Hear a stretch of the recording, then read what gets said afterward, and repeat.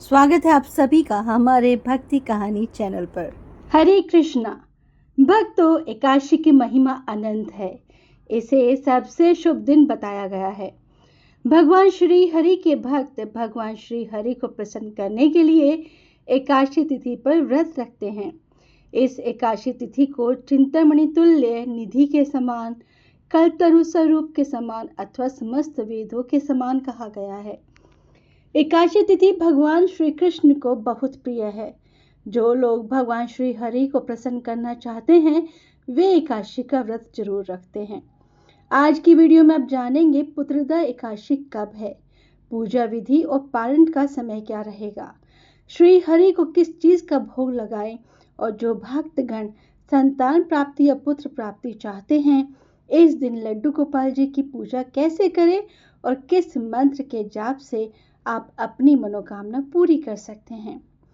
भक्तों, साल में 2 बार पुत्रदा एकादशी का व्रत रखा जाता है। पहला श्रावण मास और दूसरा पौष माह में रखा जाता है। पौष माह के शुक्ल पक्ष की एकादशी दिसंबर या फिर जनवरी में पड़ती है। सावन मास में पड़ने वाले पुत्रदा एकादशी का विशेष महत्व है। इसे पवित्रा एकादशी भी कहते हैं। इस दिन भगवान विष्णु के साथ शिव जी की पूजा करने का विधान है। हर वर्ष सावन माह के शुक्ल पक्ष की दशमी तिथि के अगले दिन श्रावण पुत्रदा एकादशी मनाई जाती है। इस व्रत के नाम से ही इसका महत्व समझ में आता है। सावन पुत्रदा एकादशी का व्रत करने से पुत्र की प्राप्ति होती है। इस व्रत को सभी संतानहीन दंपति कर सकते हैं। इस व्रत का इंतजार उन सभी लोगों को होता है जो संतान की चाह रखते हैं। धार्मिक मान्यताओं के अनुसार यदि आप सावन पुत्रदा एकादशी का व्रत रखते हैं और विधि विधान से भगवान विष्णु की पूजा करते हैं तो आपको संतान की प्राप्ति अवश्य होती है। इस दिन विवाहित महिलाएं पुत्र रत्न की प्राप्ति के लिए भगवान विष्णु के निमित्त व्रत रख विधि विधान से लक्ष्मी नारायण जी और लड्डू गोपाल की पूजा करते हैं। श्रावण पुत्रदा एकादशी स्त्री और पुरुष दोनों कर सकते हैं। इस व्रत के पुण्य प्रताप से नवविवाहित दंपतियों को पुत्र रत्न की प्राप्ति होती है। साथ ही विवाहित महिलाओं के सुख और सौभाग्य में भी वृद्धि होती है। वहीं सामान्य जनों को मनवांछित फल की प्राप्ति होती है। आइए जानते हैं श्रावण पुत्रदा एकादशी की तिथि, शुभ मुहूर्त, पुत्र प्राप्ति का मंत्र और पूजा विधि। व्रत का पालन किस समय और इस साल एकादशी पर कौन कौन से योग बन रहे हैं। सावन माह के शुक्ल पक्ष की एकादशी तिथि 15 अगस्त को भारतीय समय अनुसार सुबह 10:26 पर शुरू होगी। वहीं एकादशी तिथि का समापन 16 अगस्त को सुबह 9:39 पर है। वैष्णव समाज और सामान्य जन 16 अगस्त को श्रावण पुत्रदा एकादशी का व्रत रख जगत के पालनहार भगवान विष्णु और मां लक्ष्मी की पूजा करेंगे। इसके अगले दिन 17 अगस्त को सुबह 5:51 से लेकर सुबह 8:05 तक पारण कर सकते हैं। इस साल पुत्रदा एकादशी पर शुभ योग बन रहे हैं। एकादशी पर प्रीति योग का शुभ संयोग रहेगा। इसके साथ ही इस दिन लक्ष्मी नारायण योग भी बन रहा है। 16 अगस्त को दिन भर प्रीति योग शुरू होगा और 17 अगस्त को सुबह 10:48 पर इसका समापन होगा। प्रीति योग में विष्णु भगवान की पूजना आराधना करने का बड़ा महत्व होता है। इस साल सावन पुत्रदा एकादशी पर भद्रा काल भी लगेगा। पंचांग के अनुसार सुबह 5:51 से लेकर 9:39 तक भद्रा काल का योग रहेगा। भद्रा काल में शुभ कार्य नहीं किए जाते हैं।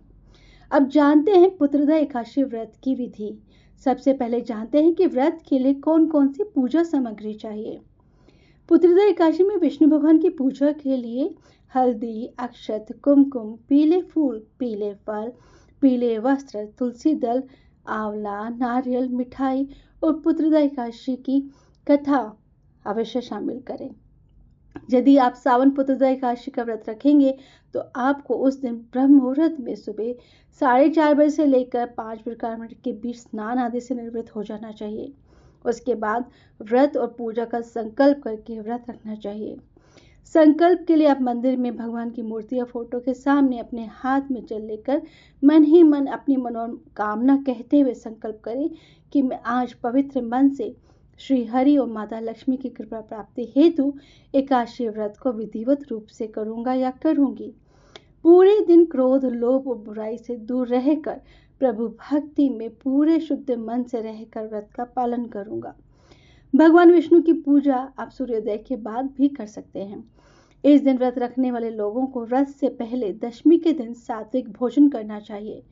व्रत रखने वाले को संयमित रहना चाहिए और ब्रह्मचर्य का पालन करना चाहिए। अब जानते हैं कि व्रत की विधि क्या है।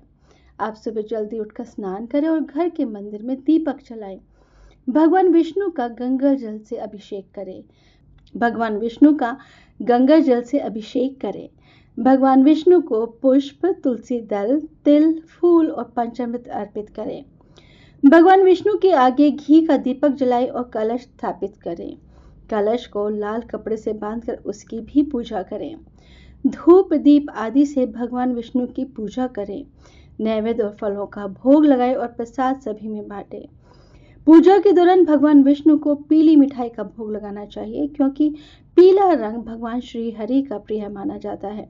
भगवान को भोग लगाएं। इस बात का विशेष ध्यान रखें कि भगवान को सिर्फ सात्विक चीजों का भोग लगाया जाता है। भगवान विष्णु के भोग में तुलसी दल को जरूर शामिल करना चाहिए। ऐसा माना जाता है कि बिना तुलसी के भगवान विष्णु भोग ग्रहण नहीं करते हैं। भगवान विष्णु के साथ साथ माता लक्ष्मी जी का भी पूजन करें।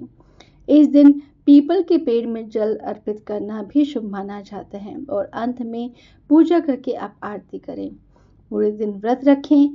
शाम के समय कथा सुनने के बाद फलाहार करें। इस दिन जितना हो सके प्रभु भक्ति में अपना समय व्यतीत करना चाहिए। महामंत्र हरे कृष्ण कृष्ण कृष्ण हरे हरे, हरे राम राम राम हरे हरे का जाप करें। गीता पाठ करें। विष्णु सहस्त्र नाम का पाठ करें और प्रभु भक्ति के नाम का संकीर्तन करते हुए रात्रि में जागरण करें। कहते हैं कि एकादशी के दिन किया हुआ जप, तप और दान पुण्य सहस्त्र गुना अधिक हो जाता है।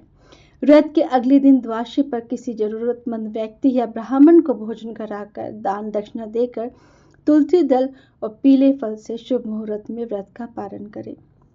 जो भक्त संतान प्राप्ति या पुत्र प्राप्ति के इच्छुक हैं, वो इस एकादशी के दिन लड्डू गोपाल जी की विधिवत पूजा करके संतान प्राप्ति मंत्र का जाप करें।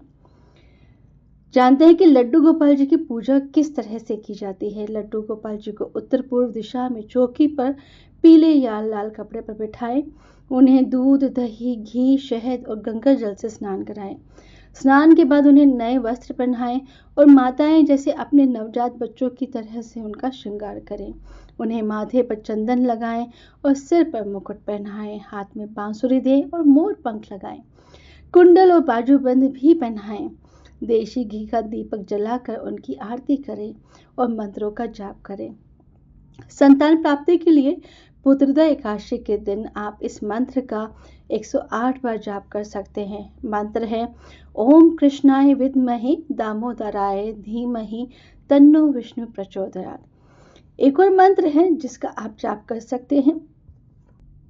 ओम देवकी सुत गोविंद वासुदेव जगतपते देहि में तन्यम कृष्णम तमामहम शरणम गता। किसी भी एक मंत्र का कम से कम 108 बार जाप करें। अगर हो सके तो पूरे दिन में 16 माला का जाप अवश्य कर लें।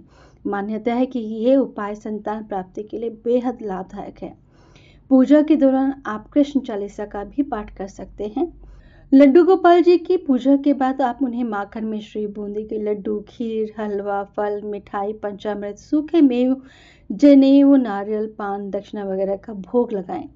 भोग में लहसुन, प्याज और मांस का इस्तेमाल बिल्कुल भी नहीं करना चाहिए। पूजा में किसी भी अनजानी भूल के लिए क्षमा याचना करें। अन्य भक्तों को प्रसाद बांटें और खुद भी प्रसाद ग्रहण करें।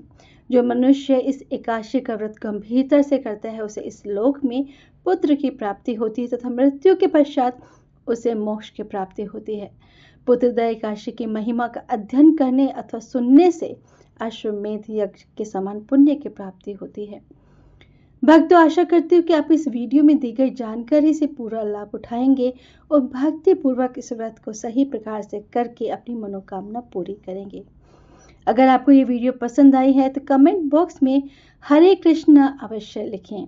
तो आप प्लीज़ इसे लाइक और शेयर कीजिएगा। अगर इस चैनल पर नए हैं तो इस चैनल को सब्सक्राइब करना ना भूलें। जय श्री राधे राधे।